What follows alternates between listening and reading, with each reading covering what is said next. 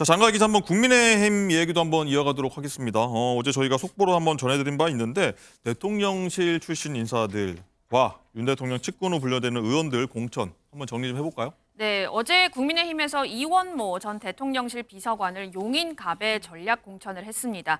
강남 을에 나온다고 했다가 대통령 후광 없고 양지에만 나오냐라는 비판에 당 결정에 조건 없이 따르겠다고 했는데요. 결국 용인갑에 나오게 됐습니다.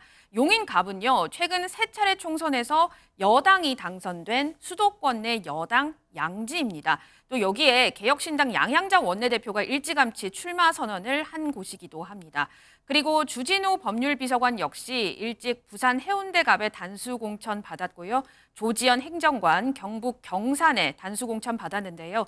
이 자리는 4선 최경환 전 경제부총리가 무소속으로 출마한 곳입니다. 그리고 4선 권성동 의원 단수공천 받았고 이철규 인재영입위원장은 장승호 당 중앙위 부위원장과 경선 치를 예정이었지만 장 부위원장이 출마를 포기하면서 단수 추천으로 굳혔습니다. 박성민 의원은요, 울산 중구에서 경선을 치릅니다. 여기서 이를 두고서 감동이 없는 공천이다, 쇄신이 없다 이런 지적을 하는데 여기에 대해서 한동훈 비대위원장 어떤 말 했는지 한번 듣고 오겠습니다. 감동이 없다라는 소위 억가를 하시는 분도 있으신데요. 우리 당은 끝까지 룰을 지키는 시스템 공천을 하기 위해서 최선을 다하겠다는 말씀을 드립니다. 네, 이종근 실장님, 억가, 억지 비판 정도로 이렇게 순화할 수 있을 것 같은데 어떻게 좀 평가하시겠습니까? 조용한 공천이다. 이건 저는 동의합니다. 저도 굉장히 조용해요. 그런데 그 조용함도 옆집이 너무 시끄러우니까 상대적으로 조용하게 들리는 것이지. 상대적으로? 그렇죠. 그 안에도 불복하는 분들도 있고 또 지금 다른 길을 모색하는 무소속으로 이제 출마하겠다는 분도 있습니다. 늘 있어온 그런 그 소리들이지요. 그러니까 뭐 전혀 소리가 없다고 할 수는 없는데 감동이란 거 한번 생각해 보시죠. 누구를 잘라냈다고 해서 우리가 감동을 받을 수가 있을까요? 그건 아니죠.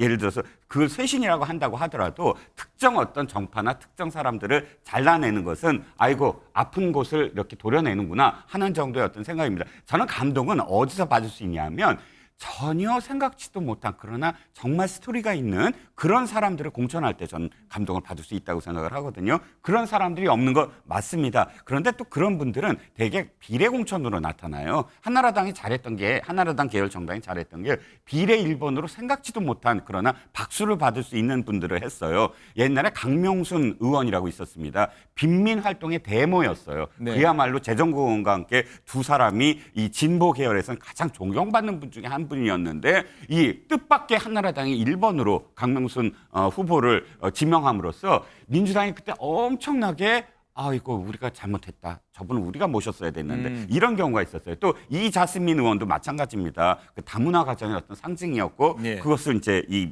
국민의힘 계열 정당이 먼저 했거든요. 이런 곳에서는 아마도 감동이 있을 수 있다고 생각을 하고요. 좀 더 지켜보셔야 될 것 같습니다. 네. 감동 공천은 비례대표 공천에서 올 거다 이런 의견 주셨고요. 장윤주 부위원장님, 일단은 오늘 아침 신문 보니까 이런 내용이 있습니다. 국민의힘 도로 친윤당 우려, 실제적인 지적일까요? 지적을 위한 지적일까요? 어떻게 보십니까?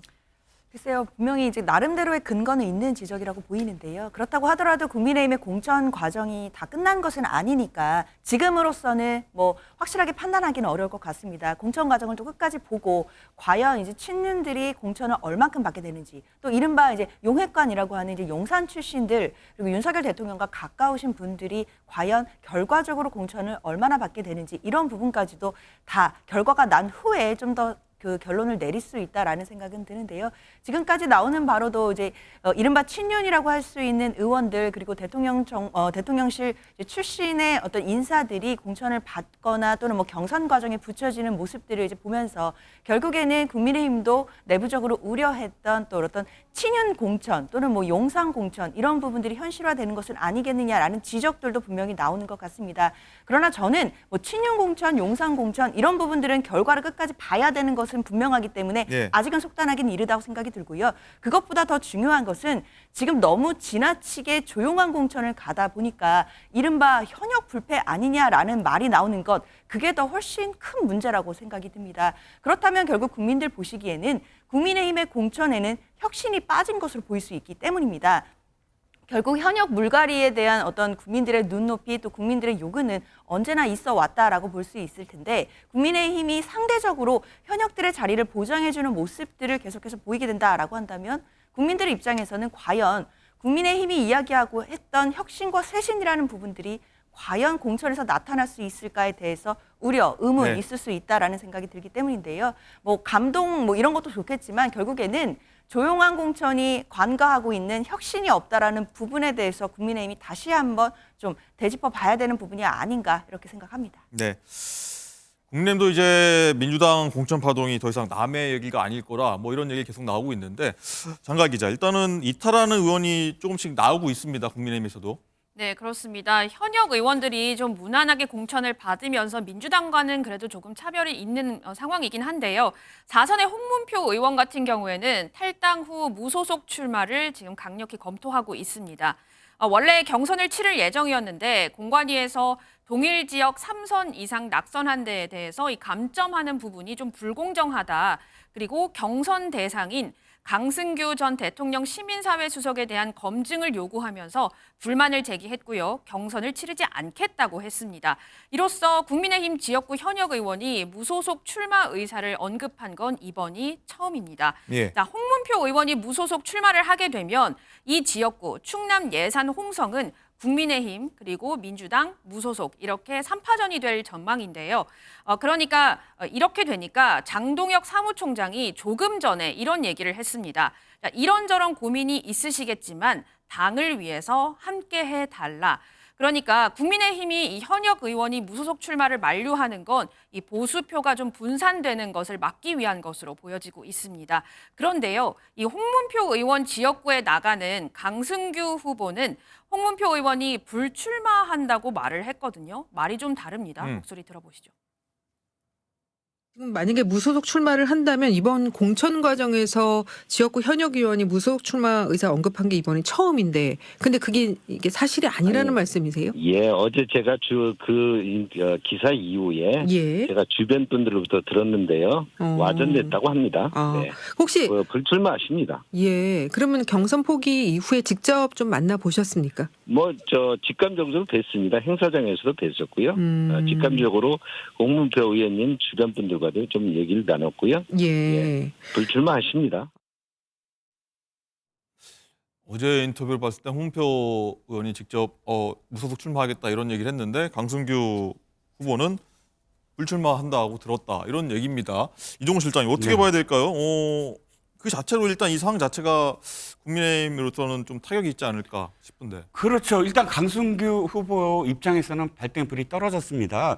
그러니까 표가 갈리는 것만 문제가 아니고 가장 큰 문제는 홍문표 의원이 거기서 4선을 했거든요.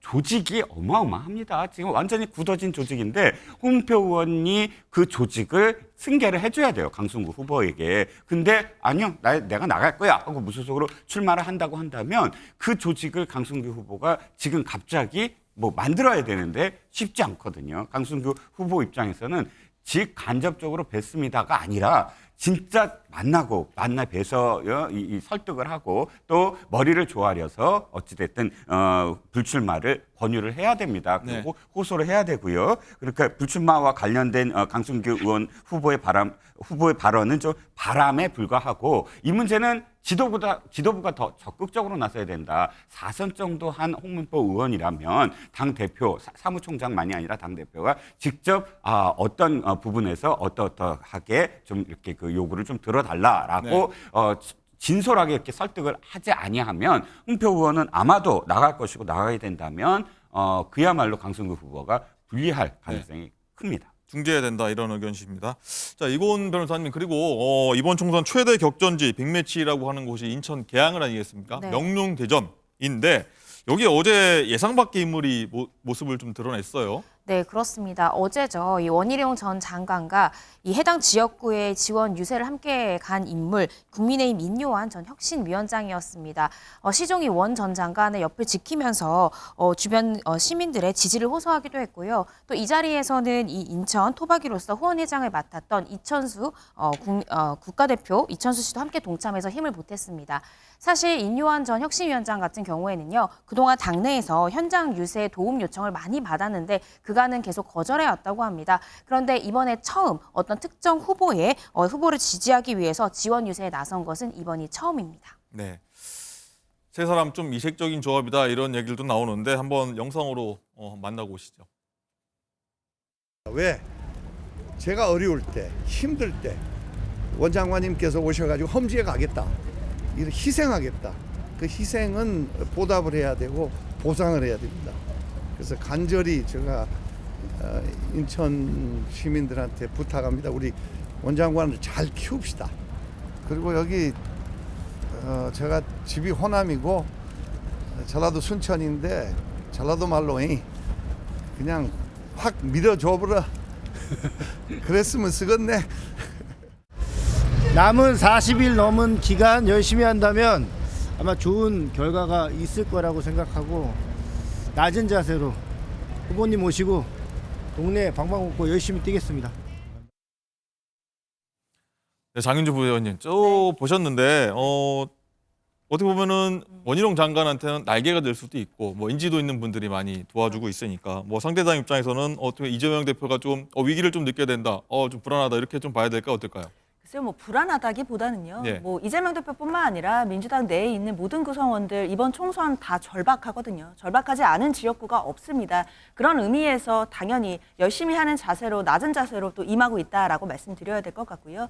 다만 뭐 인요한 위원장이나 뭐 이천수 선수 그리고 원희룡 전 장관의 어떤 저런 세 분의 저런 함께 있는 모습 자체가 굉장히 좀 이례적이긴 합니다. 그렇기 때문에 주목도는 분명히 올라가는 것은 분명하다라고 말씀드려야 될 것 같은데요. 다만 지역 구민들이 바라시는 게 저런 유명한 인사들을 함께 대동하고 지역에 나타나는 것, 그것만은 아닐 겁니다. 아시다시피 인천에서는 전세 사기 피해자가 정말 많았던 그런 지역 중에 하나인데 그 당시 전세 사기 피해자가 속출했을 때 주무장관이었던 분도 원희룡 전 장관이었던 것 지역 구민들 다 기억하고 계실 거라고 생각합니다. 저는 저런 모습들도 좋겠지만 저런 것보다는 지역 구민들께 왜 자신이 여기에 나오게 됐는지를 조금 더 면밀하게, 더 세밀하게 설명해 드리는 것이 먼저가 아닌가 이런 생각입니다.